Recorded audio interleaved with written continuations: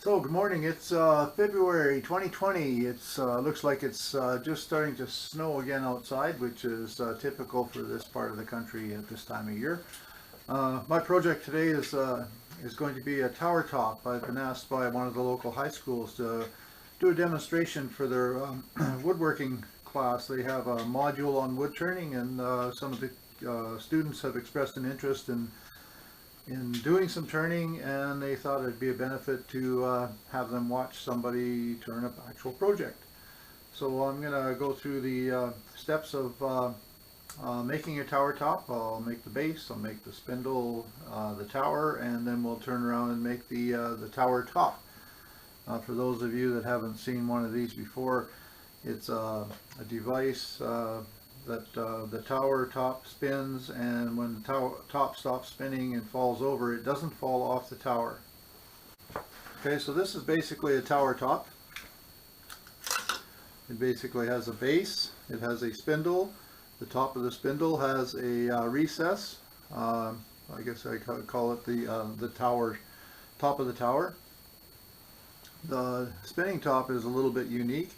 It has a sharp point, and then it has a recess behind the point. And the object is that you put the top on the tower, and as it spins, it stays on the tower. And then the nice part about it is that when it stops spinning, it actually holds itself on the tower. So it's kind of a whimsical little project. It's something that's within the skill capabilities of most new wood turners. They may not have come up with an idea of how to do this, and it might be challenging for some. However, it's still well within the capabilities of the average beginning wood turner.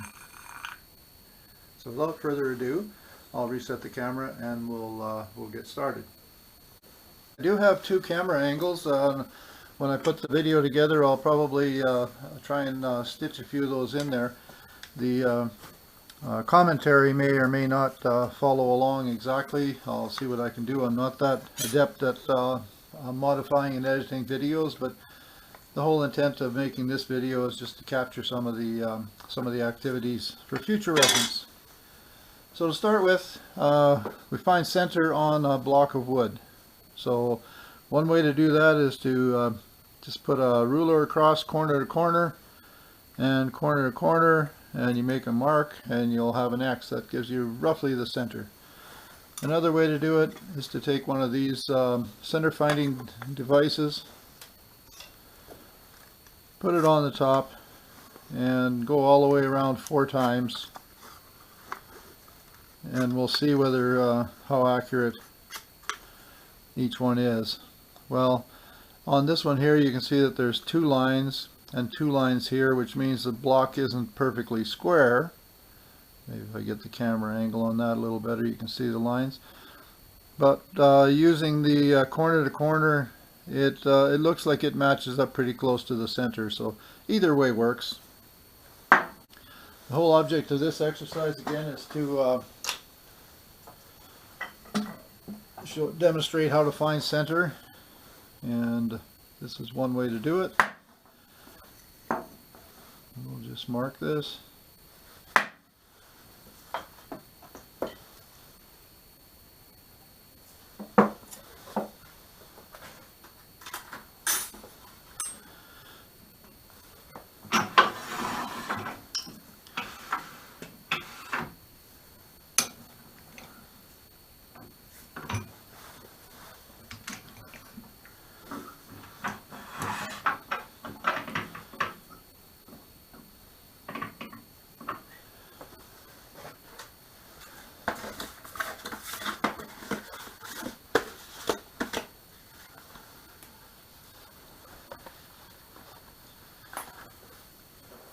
Okay, we're going to rough this around and we'll put a tenon on.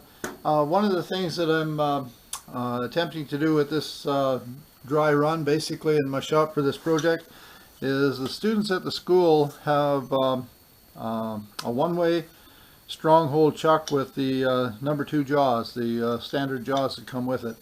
So everything I'm going to do here on making this tower top is going to simulate what I'll be doing when I do the live demonstration, but I'll be doing it with the tools that they have available to them. So I'm not showing them something that they have to have a special tool to do. Everything I'm going to do is going to be capable of being done with the tools they have available. Alright, we'll start with the roughing gouge and a parting tool. I'll take a little bit to round and put a tenon on each end.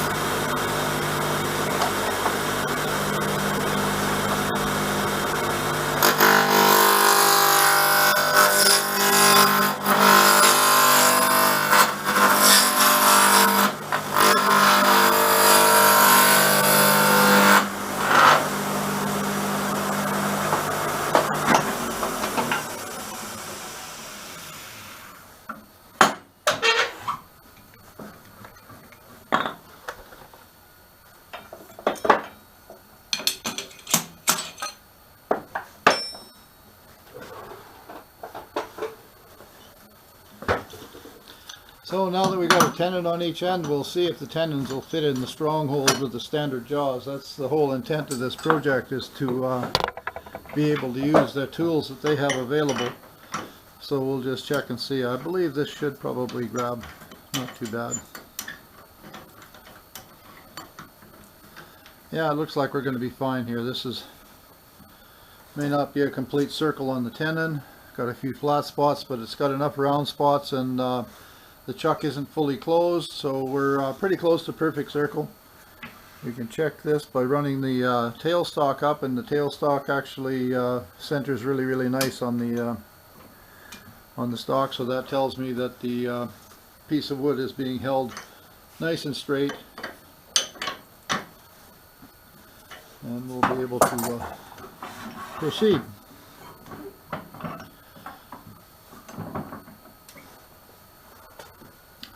Alrighty, so I can go ahead then and take this down to size. We're going to make this piece here is going to be the tower and the top.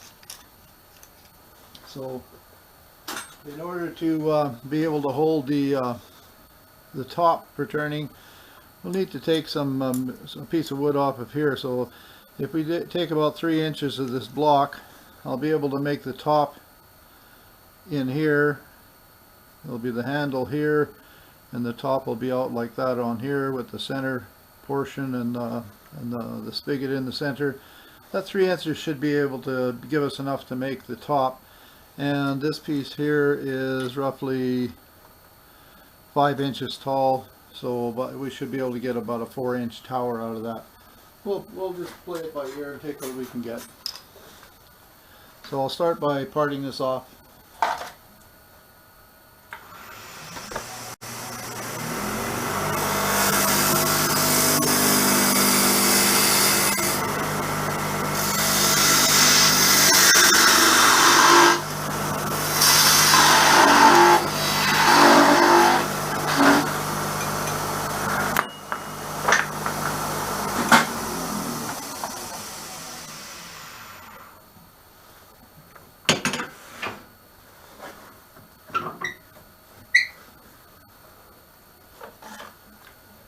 Okay, now that we've got the top portion of it parted off, we'll start repairing the top of the tower.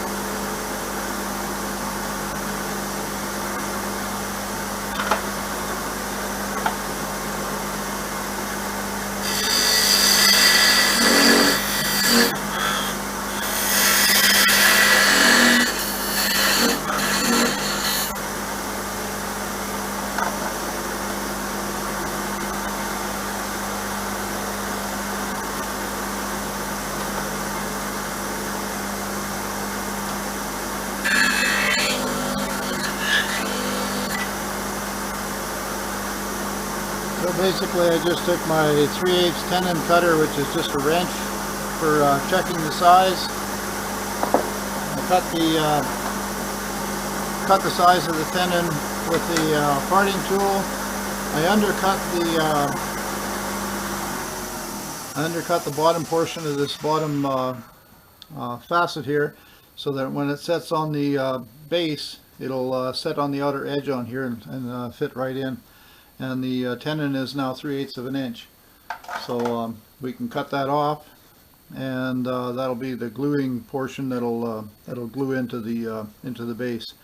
I notice I have a little bit of tear out on this detail here. I'll just spin it up again.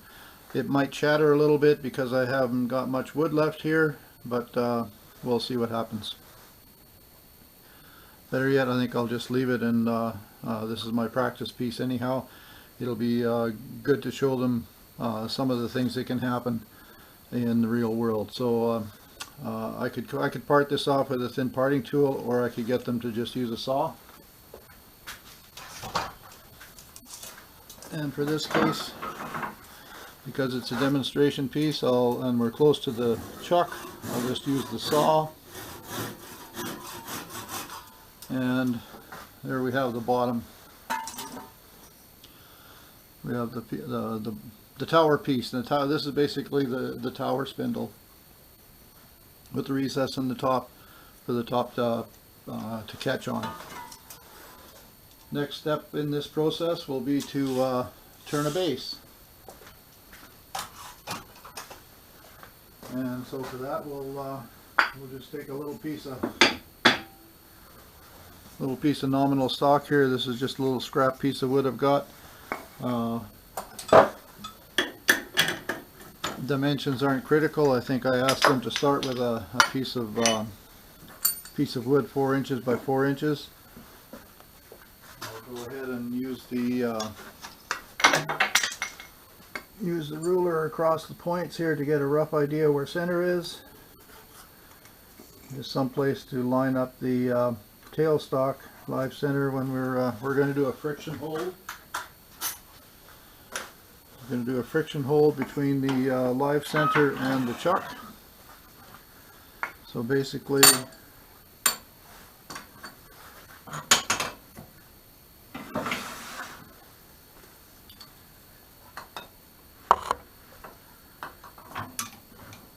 get this on the crosses there. So basically, we've got the chuck on this side, and we're friction holding the piece.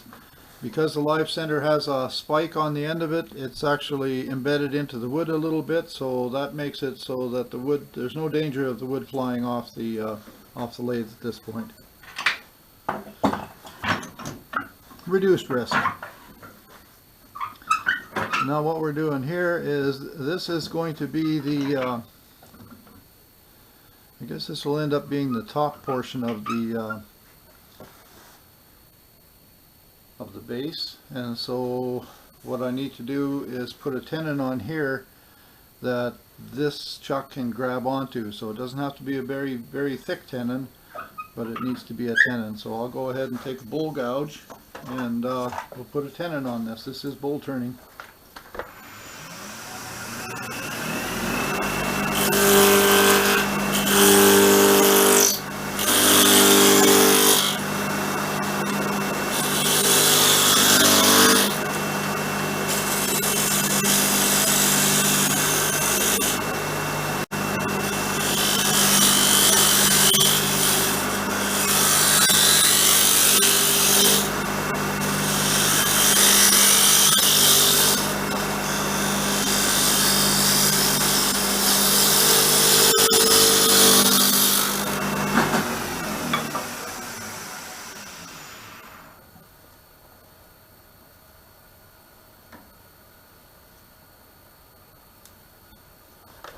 Looks like this piece of wood may not have been the best choice for a scrap piece of wood, because it doesn't look like it's going to be very big, but we'll try it. We'll see how it goes. It's there again, this is just my dry run, so basically I'm going to turn this around to grab the what will actually end up being the top of the base. and we'll work on what is now going to be the bottom of the base.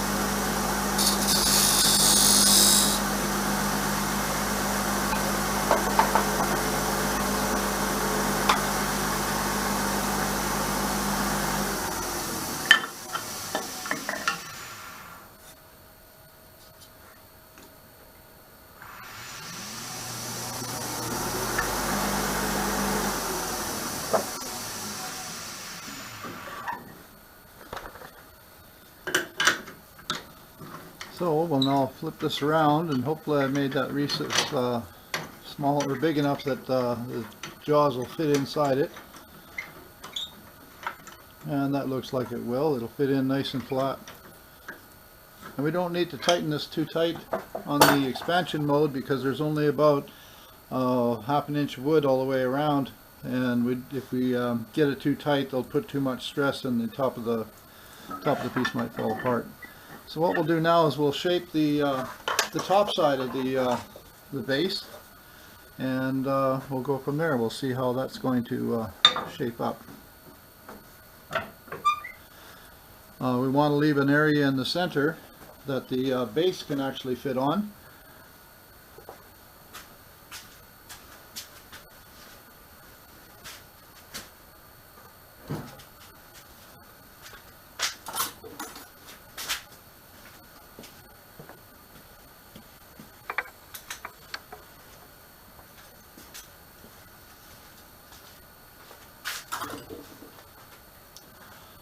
So we've got the base here, and that's roughly 1.25 inches or whatever.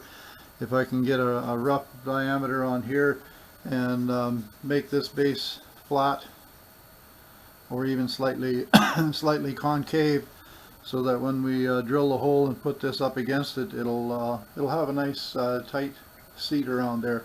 It'll just look a little better.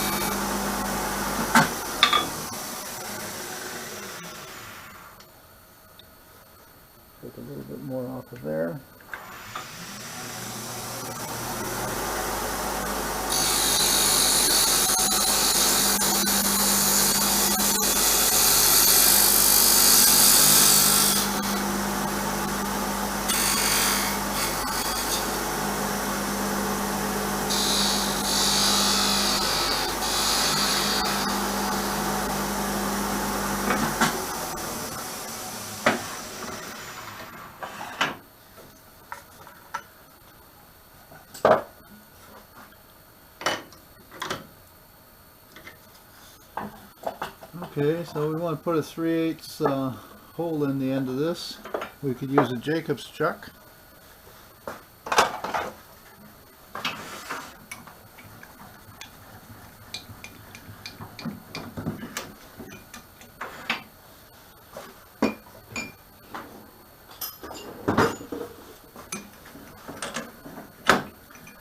Jacob's chuck and a 3/8 drill bit.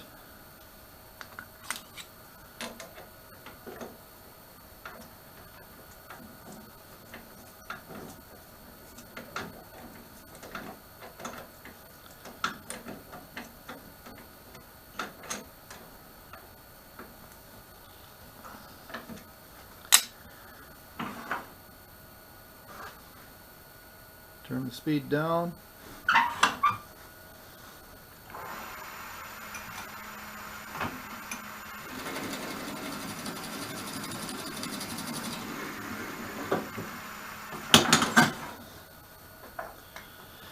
Then we'll do a test fit on here and see there, how's that looking? That's not looking too bad. This has got a bit of a taper on it, so it gives us a shadow line. Top of the base is slightly concave, so we get a nice tight fit all the way around, and the fit on the 3/8 spigot is a nice slip fit into the hole, so wood glue will grab it. That'll give us a nice looking base. I'm just going to take a little bit off the bottom of this to get rid of this little bit of a imperfection in the wood here. It'll actually be my design opportunity. It'll give me a shadow line at the base of this base as well. So we'll just go and do that right now.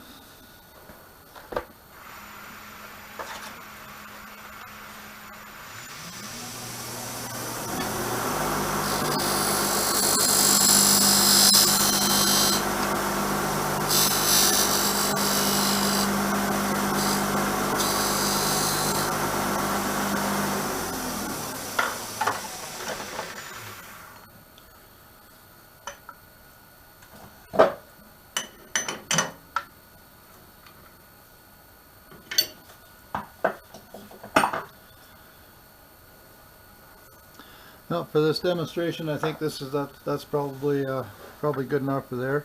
What we could do now is we could sand it and finish it. If we wanted to do a little sanding on it while it's on the lathe, we can demonstrate how they do that. Slow the speed down. Put a little bit of sandpaper on.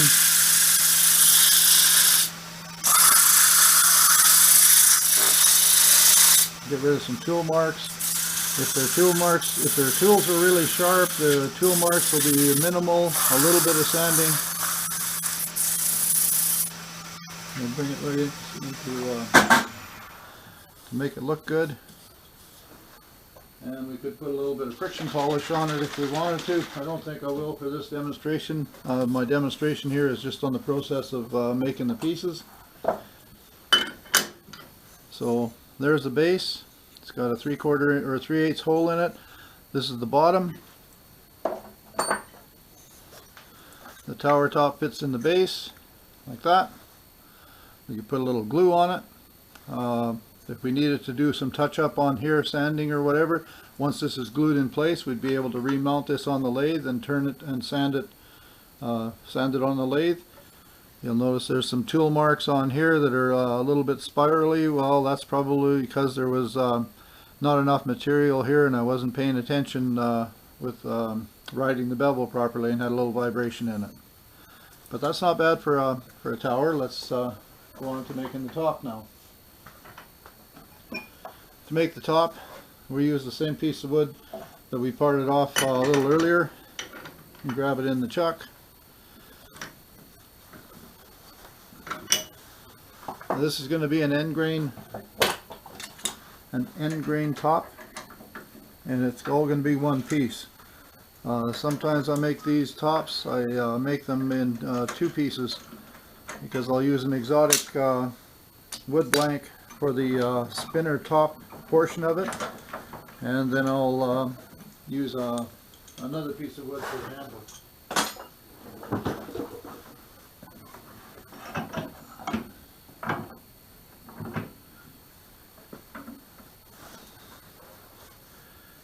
Okay, so I'm going to change the tool rest. I like to use the tool rest set so that I can go this way or this way without having to move the banjo. So I'll move this like here. Once I have the banjo locked in, I should be able to turn it this way and be able to do all of the cuts that I need to do.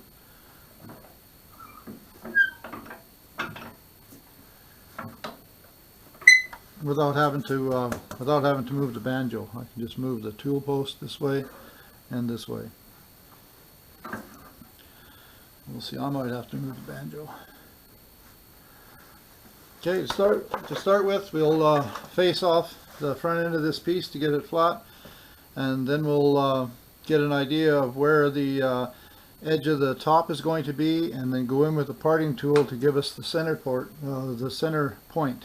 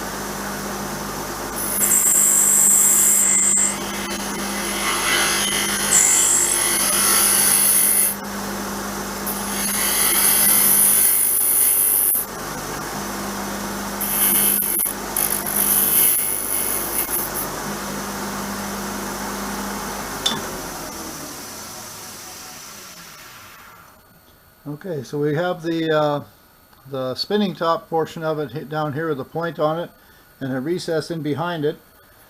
And it looks like this wall thickness is going to be a little thin here, but we should be able to make it okay.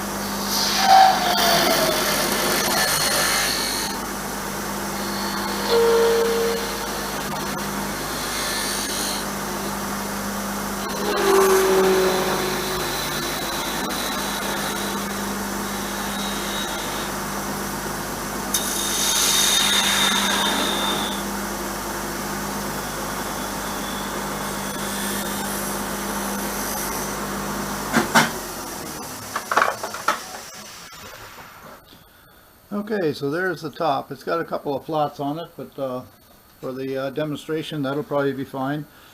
It'll show them that we should have done a little bit of pre-planning to mark off how far to take the inside out. But let's just give it a spin and see if it works. Well, how about that? It's first time every time. Not really. I've made a number of these now, and so I've got a pretty good idea of where the angles and the dimensions have to be. And one of the interesting things to note is, I don't know if you can see it on the camera much here, but the angle of the center line of the spindle and the center line of the handle, if that angle is more than 90 degrees, chances are it'll fall off. So one of the design characteristics of here is that the shoulder of the top, when this is on its side, it should be touching, let's see if I can get the right angle on here, it should be touching the spindle. So as a design, when I was turning the spindle, I should have probably made this piece here go down into this cove rather than having this facet on here, although it still works. But you can see that the edge of the top is actually hitting the facet, which may or may not, it may or may not have worked. I got lucky this time. But anyway, there's a tower top. It simple project. Doesn't take long to make. Doesn't take long for me to make. I expect that when the young people are doing it for the first time, they may spend a considerable more amount of time making all the pieces. But that's the whole idea of doing a demonstration, is to show them that it can be done, and some of the safety techniques, the tool presentation, and then the design opportunities. They can design this however they want. They can design the base however they want. There's more than one way to hold it. If they've got walnut, that makes a nice accent with a lighter color, and maybe a walnut top with a handle on it. So there's only limited by your imagination. Good enough.